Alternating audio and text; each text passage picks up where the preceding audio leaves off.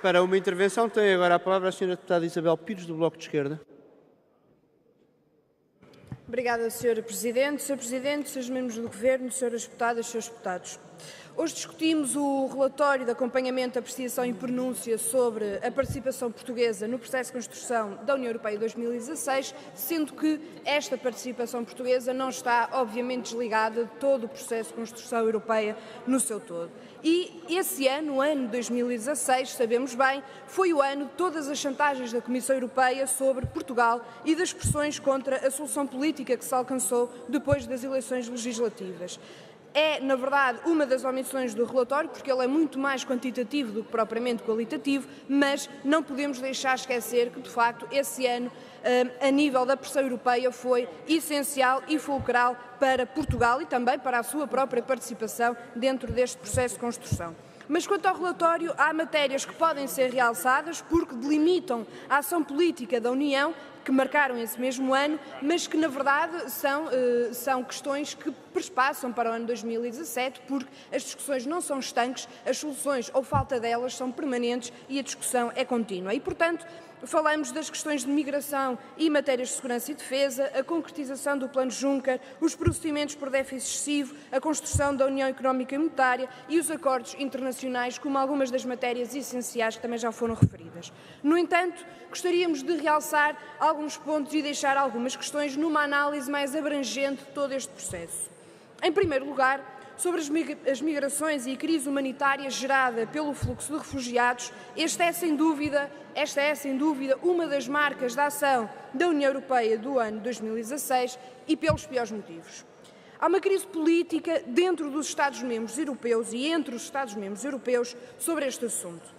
Hungria, República Checa, Polónia e Áustria são apenas alguns dos países que têm demonstrado um desrespeito absoluto pela política de acolhimento europeia, mas também um desrespeito absoluto pelos mais básicos direitos humanos, em alguns casos, e têm atacado, literalmente, refugiados nas suas fronteiras e construído muros de arame farpado e militarizado essas mesmas fronteiras. E, portanto, num cenário destes, a União Europeia ainda está muito aquém de conseguir chegar a um consenso sobre esta matéria e, por isso, continuamos a ter desgraças humanitárias nas nossas fronteiras. E isto demonstra que não há uma solução meramente operacional que vá resultar sem existir uma solução política que congregue todos e todas. E esse tem sido um alerta que o Bloco de Esquerda tem deixado ao longo deste ano e meio.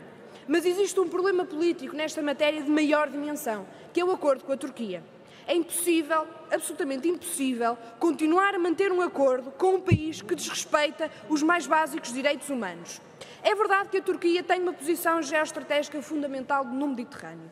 Mas o que a União Europeia fez com este acordo de lava-culpas foi um acordo que desresponsabiliza a União Europeia das suas competências e, acima de tudo, que a coloca como aliada de um regime que detém funcionários públicos e jornalistas, fecha mais de uma centena de órgãos de comunicação social, ataca organizações não governamentais que auxiliam quem mais precisa e ataca refugiados na fronteira com a Síria. É disto que estamos a falar com este acordo. E é uma mancha que, na verdade, não mais sairá da história do processo de construção europeia de uma época que será recordada como aquela em que, na sua maior crise humanitária, a União Europeia se virou para um país que não cumpre os direitos humanos. E esse é o balanço político que falta também neste relatório e que tem que ser feito por parte da União Europeia e do processo de construção europeu. Sabemos hoje que o Parlamento Europeu aprovou um relatório que propõe a interrupção das negociações de adesão da Turquia à União Europeia se a Turquia mantiver a reforma institucional aprovada após referendo em abril.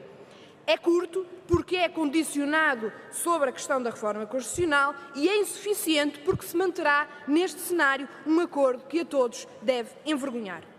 Em segundo lugar, as propostas sobre a conclusão da União Económica e Monetária, de novos mecanismos financeiros e do novo quadro plurianual. E sobre esta matéria, o Bloco de Esquerda registra que a posição da União Europeia e do Governo também é de aprofundar mecanismos que, noutras dimensões, estiveram na origem da crise financeira e bancária que levou às piores medidas de austeridade sobre as quais Portugal sofreu bastante e mais do que outros países europeus. E, portanto, insistir em centralizar um sistema bancário numa superestrutura bancária é cair no mesmo erro que estivemos a viver nos últimos anos. E assistimos também em Portugal já a um processo semelhante de concentração de capital bancário e isso não trará terá consequências positivas. Consideramos que é um erro insistir em medidas que não promovem o objetivo da convergência, para o qual se deveriam já agora tomar outras medidas, como seja um verdadeiro programa para a reestruturação das dívidas soberanas ou incentivos ao investimento público. Em terceiro lugar, o processo do Brexit marcou decididamente o final do ano 2016 e irá marcar os próximos anos. Temos um clima de incerteza que paira ainda sobre os cidadãos europeus a residir no Reino Unido e vice-versa, sendo que este clima, já o tivemos a oportunidade de dizer várias vezes, é preocupante, olhando em especial para a comunidade portuguesa. E, na verdade, já esta semana tivemos a oportunidade de questionar o Ministro dos Negócios Estrangeiros sobre esta matéria. Está tudo em aberto, está tudo em cima da mesa, o cenário de incerteza mantém-se e as convulsões internas também por parte do Reino Unido, mas por parte do lado europeu, em cada um dos lados não tem ajudado à clarificação do que vai acontecer aos cidadãos e isso irá manter-se como um ponto negativo.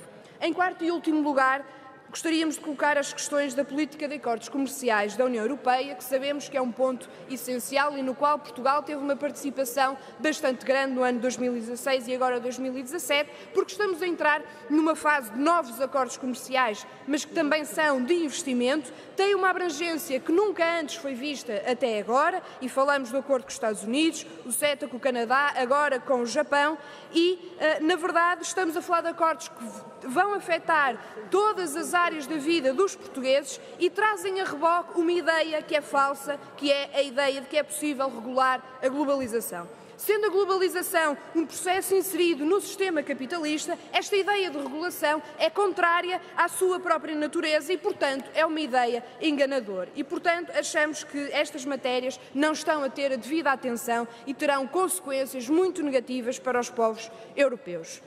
Por último, e apesar de estar fora do âmbito temporal do relatório, deixamos uma nota de congratulação sobre a recente decisão de incluir uma adenda proposta pelo Bloco de Esquerda e pelo PCP no Parlamento Europeu de aumento da verba do Fundo de Solidariedade para auxiliar as reparações dos incêndios de Pedrógão Grande. E este é um exemplo de um tipo de mecanismo de solidariedade que é relevante e que deveria nortear mais vezes a ação da União Europeia. E, portanto, fazemos também hoje, e vou terminar, Sr. Presidente, um balanço de uma União Europeia que atravessa uma crise de valores e de políticas que não tem sabido responder aos seus cidadãos e tem privilegiado o aprofundamento de mecanismos de opressão, especialmente por via orçamental. E, portanto, continuamos a dizer e continuamos a bater-nos por uma verdadeira política de união dos povos europeus em prol do crescimento e pelo respeito dos direitos e liberdades dos mesmos. Obrigado. Tem agora a palavra para uma intervenção o Sr. Deputado João Galamba.